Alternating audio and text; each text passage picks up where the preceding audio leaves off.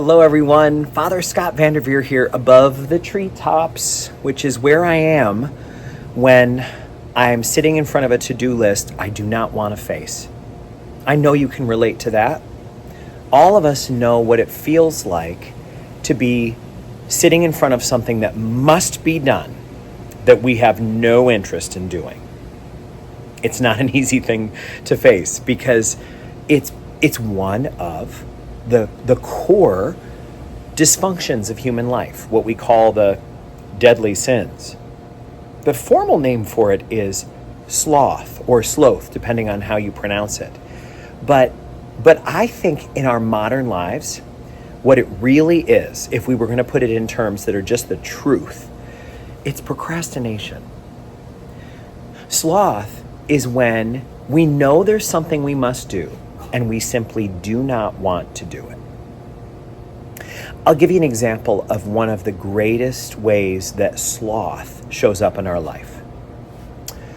When we know that there's a person we need to call. Maybe they've just had a loss in their family. Maybe they're experiencing some sort of tragedy. Maybe they're overwhelmed by something going on in their work life or their personal life. And we know that it is our job to check in on them. Maybe it's our elderly grandparent or our uncle who's mentally ill and is going to ramble on for a long time. When we find that we are putting off again and again having that conversation, my friend refers to it as trying to lift the 5,000-pound phone. Can you relate to that? Trying to pick up a phone that weighs 5,000 pounds. That's how it feels. It's like I just can't do it. I can't pick up this phone. I can't do this. It also happens sometimes when we need to have a conversation with someone. I recently had a friend who had allowed another friend to live with her and her family. She has a lot of kids and a busy job and a husband with a busy job. And her friend had been staying with her for several months.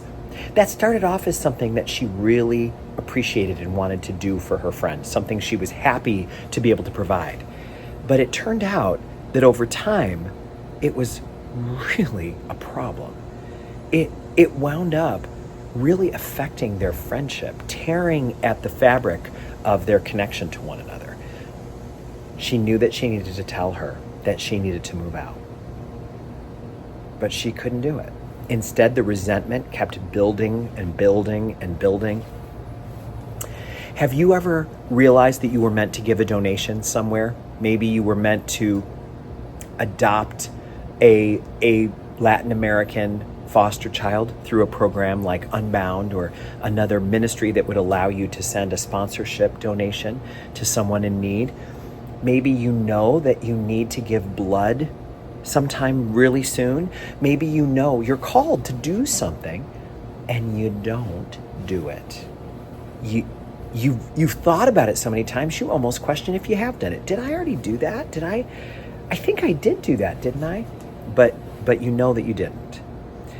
When that is the story, you know the territory you're in, the territory of procrastination. In the Catholic tradition, we talk about two kinds of sins. Sins of commission and sins of omission. The sins of commission are the ones that we actively do. We lose our temper.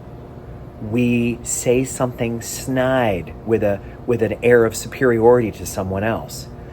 We tell a lie, or we try to make ourselves look better than we are. We indulge in being jealous of someone else, or we take the biggest piece of pie in a greedy way. We indulge in fear, or we overeat or drink, or we give in to lust and go farther with someone than we're supposed to go. Those are all sins of commission. But procrastination is in the other category. It's a sin of omission. It means we don't do what we're supposed to do. We miss an opportunity to do something that we're meant to do.